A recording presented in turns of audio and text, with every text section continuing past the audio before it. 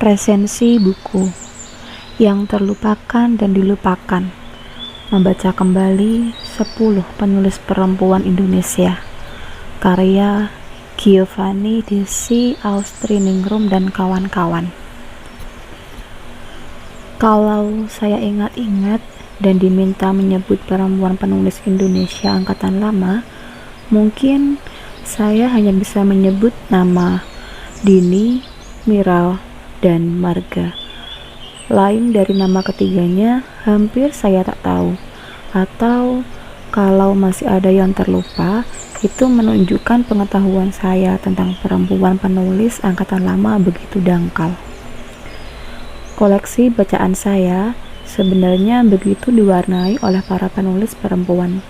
Sebut saja Clara, Oka Rusmini, Dewi Lestari, Oki Madasari, Leila S. Hudori, Ayu Utami, Jenar Maisa Ayu, Ratih Kumala, juga Asma Nadia, Helvitiana Rosa, Pipit Senja, dan Ari Nur dari kelompok penulis Islami. Kesemua nama tersebut relatif baru. Karya-karyanya baru muncul di tahun 90-an dan semakin mekar pasca reformasi.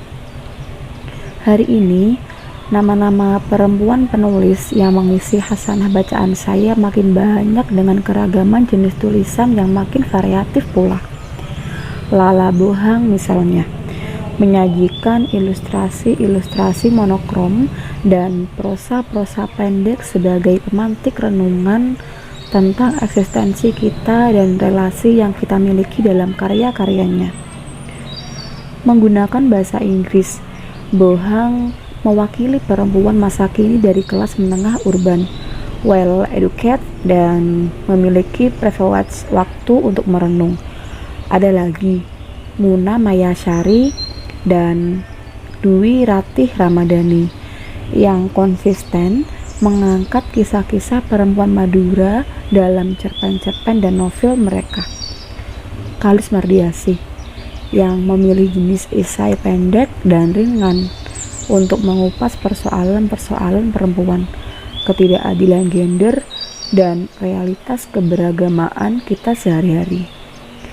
Dan Andina Subarja, penulis buku anak cum ilustrator yang menghadirkan cerita-cerita seru untuk anak baca bersama ayah bunda di rumah. Suara-suara perempuan penulis yang beraneka jenis dan berupa-rupa itu, dari romansa hingga kritik norma sosial, dari ketobah agama hingga cerita anak, sesungguhnya terus menggema dan mengisi ruang-ruang literasi kita yang membentang secara historis dari masa kolonial bahkan mungkin jauh ke belakang. Adalah buku yang terlupakan dan dilupakan. Membaca kembali 10 penulis perempuan Indonesia yang mencoba mengisi kekosongan pengetahuan dan ingatan kita tentang penulis-penulis perempuan yang tidak terekam sejarah dan pudar dari perbincangan-perbincangan dunia sastrawi dan literasi kita. Ditulis oleh 10 penulis perempuan muda. Buku yang dimaksud memaparkan cerita hidup dan kekaryaan para penulis perempuan dari masa kolonial, awal masa kemerdekaan hingga tahun-tahun reformasi, yaitu Esurkiyah Kertapati, Suwarsih Joyo Puspito, Omi Intan Naomi, Ratna Indraswari Ibrahim, Sugriarti Siswadi, Saadah Alim, Maria Ulfah, Hamidah atau Fatimah Hasan Dilais, Dahlia atau Tan Lam Nio, dan Carlot Salawati. Jujur, dari ke-10 nama penulis perempuan yang diulas dalam buku tersebut, tidak ada satupun karya dari mereka yang saya tahu. Sepintas, lalu pernah tahu nama Sugiyarti Siswadi dari sebuah sampul buku karya Fairuzul Mumtaz terbitan Ibuku yang mengkaji sosok dan karya Sugiyarti Siswadi, sekaligus menerbitkan ulang karya-karya Sugiyarti Siswadi dalam kesatuan bukunya. Karya-karya lengkap Sugiyarti Siswadi Hayat Kreatif Sastrawan Lekra 2016. Lalu nama Maria Ulfah yang sering saya temui dalam literatur kajian gender dan feminisme di Indonesia. Tapi sayangnya saya tak cukup ulet untuk mencari tahu karya beliau. Kemudian jadi kesempatan emas untuk membaca rekam jejak karyanya, kehidupan dan aktivisme para penulis perempuan pendahulu yang jauh terpisah secara ruang dan waktu dengan saya. Kita dan dengan kita hari ini, tapi tentu telah memberi banyak pengaruh pada kehidupan perempuan Indonesia hari ini. Kalimat pada laman pengantar buku YTDD MKSPPI merangkum dengan baik maksud dari diterbitkannya buku ini, yakni untuk memperlihatkan pada kita, para pemuda generasi terkini, bahwa dulu para perempuan penulis yang kami teliti pernah berjuang sepadan dengan para laki-laki dalam berbagai bidang kehidupan dan disentuhnya. Sedari perjuangan untuk meraih kemerdekaan bangsa, membicarakan perihal sejarah kolonialisme, mendirikan majalah ataupun surat kabar, membuat sekolah keterampilan, menghibur kawan sesama tahanan penjara, menjadi istri yang setia dan memberi keteguhan kepada suaminya dalam berkarya, menjadi pemimpin redaksi atau redaktur, ataupun terlibat di kehidupan politik dan partai, dan terutama mereka menulis karya-karya yang betapa kayanya untuk ditelusuri kembali.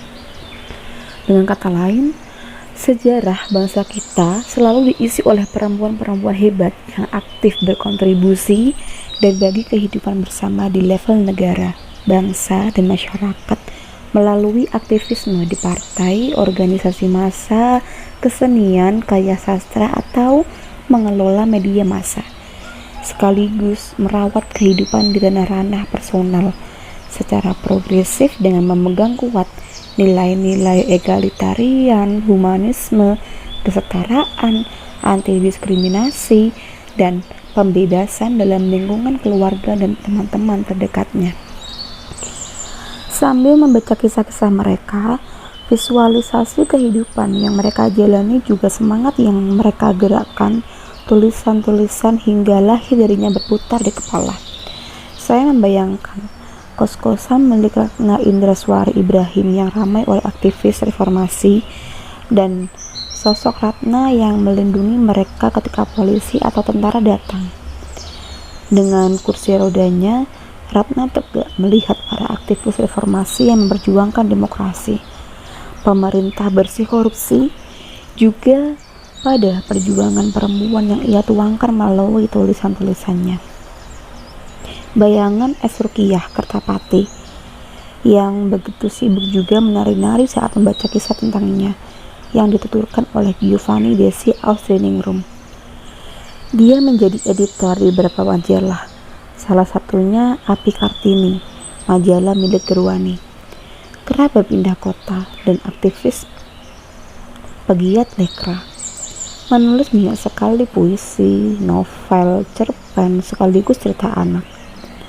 Pada tahun 1965, setelah peristiwa Gestrock terjadi, seluruh karya Es Ruqyah dilarang beredar, dan puisi-puisinya yang banyak dimuat dalam antologi puisi Gema Tanah Air bersuan H.B. Jasin dihilangkan. Pada terbitan ulangnya, Bayangan Es Ruqyah yang ditahan dari tahun 1967 sampai 1969 berpisah dari anak-anak juga suaminya, dan ketigarannya menjalani hidup setelah dibebaskan dengan bekerja serabutan, serta tak pernah lagi bisa bertemu dengan suaminya sejak peristiwa Gestrock hingga akhir hayatnya. Sungguh memerikan hati. Atau Omi Intan Naomi yang begitu bebas, tak membiarkan dirinya terikat pada kategori-kategori. Ia menenggelamkan diri pada dunia tanpa batas, mengabdikan pikiran, impian, dan gagasannya di dunia internet, di luar pengawasan penguasa. Ada juga Dahlia, ratu cerita roman yang kisah hidupnya tetap jadi misteri. Juga Maria Ulfah, seorang aktivis perempuan dengan kiprah besar dalam Kongres Perempuan Indonesia (KPI) yang menjadi tonggak penting dalam sejarah perempuan Indonesia dan pengaruhnya menjejak hingga kini. Kesemua kisah begitu berwarna, gep-gep gembita oleh pergolakan dan perjuangan, tak terkecuali tulisan yang mereka hasilkan.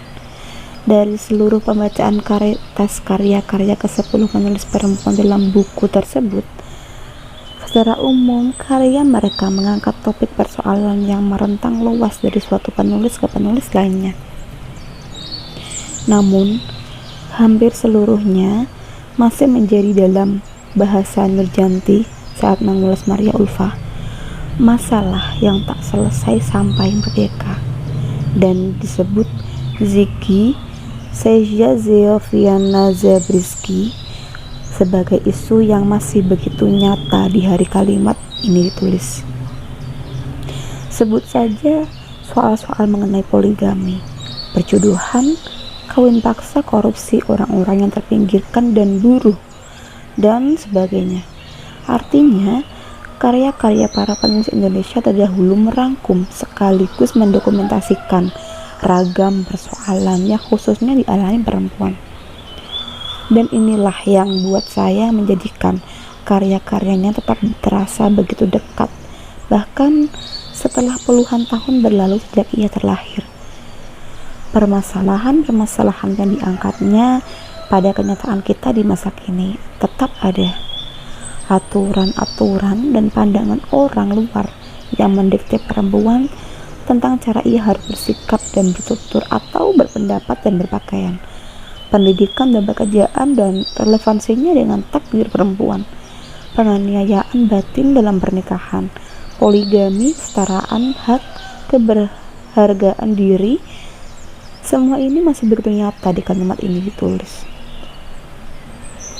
Lebih miris lagi, ditemukan juga dalam karya-karya penulis perempuan lain tanpa pandang era, ras maupun usia.